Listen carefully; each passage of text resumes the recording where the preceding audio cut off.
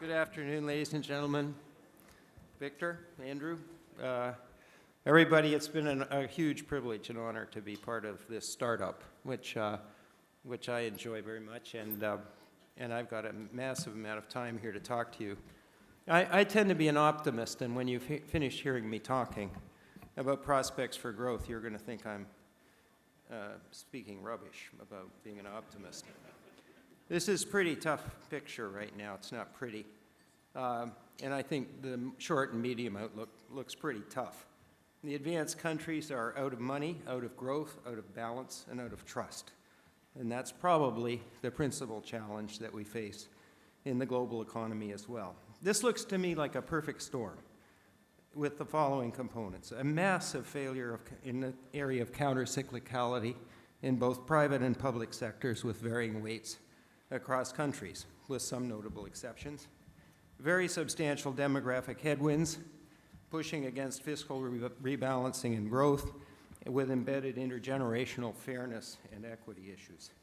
There's been an involuntary buildup of debt and other liabilities as a result of the shock of the crisis, and these countries have been running on what I call defective self-limiting growth models. That is, ones that have built-in decelerators and just cannot keep functioning. And the particular version of it, there's quite a long library if you study developing and advanced countries, but the version of it that we seem to have invented in varying combinations is excess private and government consumption enabled by leverage, asset inflation, and complementary global imbalances, combined with deficient investment and structural imbalances caused by this distorted composition of aggregate demand. And now the challenge is a dual one. It's to adopt a sensible, balanced, intertemporal approach to the twin agendas of deleveraging and restoring growth in a more sustainable pattern. In order to do that, it's hard because there's a double burden. We have to pay for past excesses, and we have to invest in assets that generate future growth and employment momentum. And somebody has to pay for that. Right now, there's political and policy non-responses, lack of force, and decisiveness in policy responses, and I believe this is in part because it's hard to generate the political will to do that when you're wrestling with this very difficult problem of deciding how to fairly share the burden.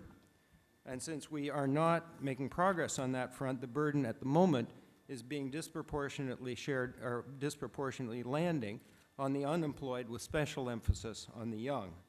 And that, in turn, adversely affects social cohesion, which in my mind is a kind of social capital, and makes it more difficult to generate and sustain and formulate pragmatic political policies and consensus.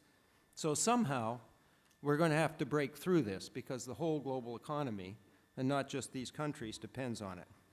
This is a world of extraordinarily large global macro risk. You can see it in the elevated correlations across financial markets. It's a sure indicator of systemic risk. And at bottom, much of this risk, when you really think about it, is not associated with resources or competence. It's associated with political will. It's associated with uncertainty about policy responses and circuit breakers that in principle are capable of stopping various kinds of financial and economic distress, but we don't know if they're going to be effectively deployed or not. Europe is the epicenter of this global macro risk. Greece may or may not exit. That's what friends of mine called a known unknown. It's not the main event in Europe. In my view, and in the view of a number of other people, it has very little growth potential inside the Eurozone without a terms of trade reset. But other people argue against that and say that the tradable side of the economy is all tourism and it doesn't matter. Or they'll mishandle it in macro terms if they do it. We can set that aside. There is some contagion risk. Everybody in this room who experienced it in 97, 98 in Asia spilling over to Latin America knows that it's there, even if investors can distinguish clearly between Greece and Portugal on the one hand and Italy and Spain on the other. Nevertheless, they may be afraid that everybody else will exit and this thing could get out of hand. The ECB and the Eurozone core has the tools to limit that, And so you can place your own bet on whether they'll use them. I believe they will. So what is the main event? The main event is the reform processes in Italy and Spain. These are the third and fourth largest countries in Europe, and Italy is the third largest sovereign debt market in the world. These reforms are crucial. They're crucial to stabilize these countries. They will take time to implement, but they're also crucial because the support from the Eurozone core will not be forthcoming in the absence of reform in these countries. And that's the other crucial piece of the puzzle. So this all fits together. You know what has to come into place. In my view, some of you don't know this, but I live in Italy, so I have a kind of front seat view of all of this. I would say we're making progress. Mario Monti is a very talented guy. He's determined to get this done. He's not a career politician, so he doesn't worry about the fact that he may not have a political future. When he gets this done, the political parties may decide that's a good thing and let him do it, because it's better than having yourself do it and destroying your political future. But it's not a done deal. In my view, the big danger zone right now is Spain. Spain is systemically important, and it is in financial and economic and political difficulty. The unemployment rate is 25%. The youth unemployment rate is close to 50%. The social cohesion and political resolve are starting to erode. The yields are back up over 6.5% and rising, and thus far there's been no recent intervention in that area, and growth is negative. Now, it's very easy to see in this context that this is an environment in which the incentives and persistence with respect to playing this game may shift.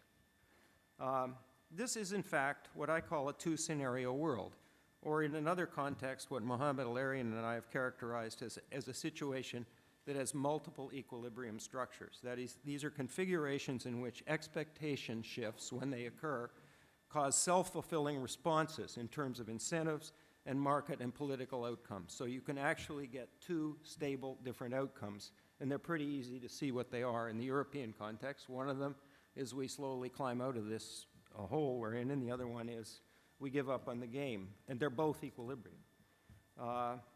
Distributions from an investment point of view are bimodal, reflecting these two scenarios. It's a very difficult investment environment, and right now many investors have decided the best way to deal with it is just to sit on the sidelines. On the U.S. side of the Atlantic, we have a delayed but growing recognition of structural and rebalancing challenges in addition to the deleveraging process. Employment is not recovering. There's a clear pattern of divergence between growth and employment, the result of the operation of very powerful technological and global economic forces that we're going to talk about tomorrow. And thus far, this set of problems associated with the operation of these powerful forces, including unemployment and very big difficulties with income distribution, have not been countered in any effective way yet by government investment or policy responses. The income distribution is deteriorating on a continuing long-term trend, and combined with high middle class and youth unemployment, social cohesion, or what we call in America the social contract, is starting to become shaky. In addition, politics is gridlocked, and the hope is that that will change when the election comes along. There is some good news. You know, people who believe in markets, you know, have something on their side. Our economy is starting to adjust. Paul Volcker told me what I'm about to say is like planting a seed of grass and seeing the first little shoot arrive, and I think that's a fair characterization of this. But manufacturing is actually growing. Manufacturing exports are growing. Exports are growing faster than imports, and the current account deficit is coming down. We are actually starting to access more external demand since our domestic aggregate demand collapsed post-crisis. And it's even possible that the government and business are starting to shift their attitudes in the direction of treating labor as an important, skilled labor particularly, as an important intangible asset, and adopting policies and procedures at the corporate and the national level that reflect that kind of belief, like Germany. There is finally, on the American side, immediate political risk. The extended unemployment benefits will expire relatively soon, and then we have the period between the election of the president and the swearing in of the president. It's about 2.5 months, and it's called the lame duck period. And in that period, the debt ceiling issue will come up again. We will hit the debt ceiling. This presents an opportunity for another fiasco. The Bush tax cuts will expire, and the payroll tax holiday will expire, so that if the government does nothing in that period, there will be a huge tax increase involuntarily, in some sense. If the new administration and Congress are gridlocked, markets, in fact, which have been pretty gentle with the American sovereign debt market, may actually, I think, turn. At least there is some risk of that. Emerging economies are relatively and absolutely the bright spot. We will spend a lot of time on this tomorrow, so I will try to be brief. Public debt to GDP ratios in the developing countries across the board are trending down to 40% of GDP. In the advanced countries, they're trending up to 100% to GDP, with lots of them over 100. As Chairman Gulliver correctly said this morning, the late 90s were a pretty painful experience here, but there was a ton of very useful learning that went on that is now reflected in these differential configurations in the advanced and developing countries. And there is partial decoupling. The recovery in the major emerging economies, and that helped the rest of the developing world, was really quite impressive. An extraordinary degree of resilience was displayed, and reduced dependence on this is a function of the supply chains and the evolving network structure of the global economy. But I do caution, this is still partially decoupling. In fact, we're still all linked. If the downside scenario in Europe should come to pass, it will materially adversely affect the rate of recovery in the United States, and it will also adversely affect the emerging economies. So the message, I think, that I hope we deliver, among other things, from the Asian side, is that at some very deep level, our interests are completely aligned. There is nothing better for the Asian countries than a stabilization and then recovery in Europe and a fairly rapid recovery in the United States. It's by far the best outcome with respect to multiple agendas. There is some loss of growth momentum in the emerging economies, including China and India, and that's not surprising. I mean, I used to calibrate resilience and decoupling as if we go flat, meaning on the western side, the growth can keep up, but we're not flat anymore, we're heading downward. And that's got to take away enough aggregate demand in the global economy to produce a problem. China is very important right now. It's, as has been said, half the size of, or just under half the size of the EU and the US. That means that 8% growth in China is the approximate equivalent of 4% growth in Europe or America, and that never happens on a sustained basis. So you can see, I think, easily why this is so important. There are lots of challenges, but there's lots of leadership and talent and competence to deal with it. In my mind, in China, there has been a highly successful export and investment-driven growth model that could become a defective growth model without fairly elaborate system and institutional changes that do a lot of things, but one of them is eliminate the potential and the reality of low-return investment and would increase the marketization in the economy. This is well understood, and I think the key is implementation, reform momentum, resolving divergent interests, and completion of a successful leadership change. My view on this is there's good reason to be optimistic. The track record of managing complex transitions is very good. On the other hand, this is the middle income transition. And the normal case is you stop or slow down badly, even if you enter at high speed. And the high-speed transitions in the middle income are the exceptions, not the norm. This is not the place to list them all and discuss their cases. So statistically, this is not a cakewalk by any means, and it has never been tried at the scale that it's being tried at in China right now. India is a little bit behind in terms of growth acceleration, but is the other future economic giant. There has been some loss of reform momentum in the past year, and a little bit of an adverse shift in investor confidence. My view is this is a temporary setback. There are deep assets of the type that were described in the United States context a few minutes ago, embedded in the Indian economy in lots of different sectors, and there's lots of talent to deal with this. In my view, China's structural evolution and movement up the value-added chain in terms of industrial structure presents rather substantial opportunities for India and other developed countries in terms of expanding the growth and employment engines for the less skilled parts of their population. Finally, India's balance sheet, public sector balance sheet, is not as large as China's in relationship to the size of the economy, so it has less ammunition to deal with shocks than China does. So I think restoring the reform momentum is a little more urgent than it might otherwise be if that balance sheet was bigger. Finally, let me say, standing back from all this, it seems to me and I say this because I think we're going to spend most of tomorrow listening and talking with each other about what these challenges are. I think the challenges essentially come down to various aspects and dimensions of what I think of as sustainability. And what are these dimensions? I mean, everybody has their own list, but I'll give you mine and then stop. One is stability. We need stability. We need debt dynamics in public finances that make sense. We do not need an unregulated, huge shadow banking system. We do need bank capitalization. We do need, over time, to address a increasingly creaky international monetary system in which everybody gets to choose their exchange rate and capital account regime. That just doesn't make any sense. There's externalities. I mean, that's a non-cooperative equilibrium in a place where, you know, there's clear external effects. It just doesn't hang together. Hence global governance. The second dimension is equity, inclusiveness, and social cohesion. For me, social cohesion is an intangible asset. So it's running it down is no different than running down the natural resource base of an economy. It just does damage in a different part of a very large balance sheet. And the reason it's important is if you run it down enough, the political system doesn't work. It starts to become polarized and turn in on itself. It develops autoimmune characteristics that are not very helpful. The third dimension is structural balance and avoidance of what I call these defective, unsustainable growth patterns.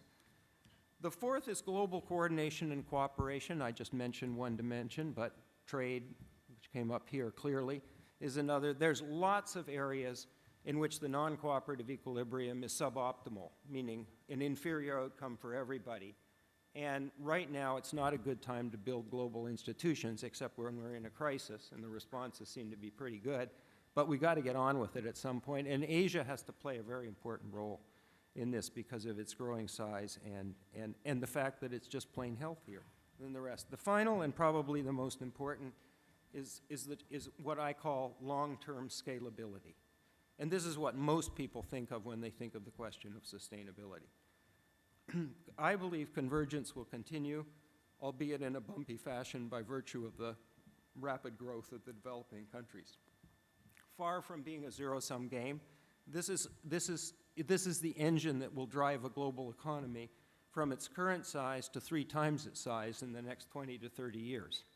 It's a set of forces that will take the post-war 15% of the global population that lived in style in advanced countries, whatever style meant, and take that number to 85 or 90%.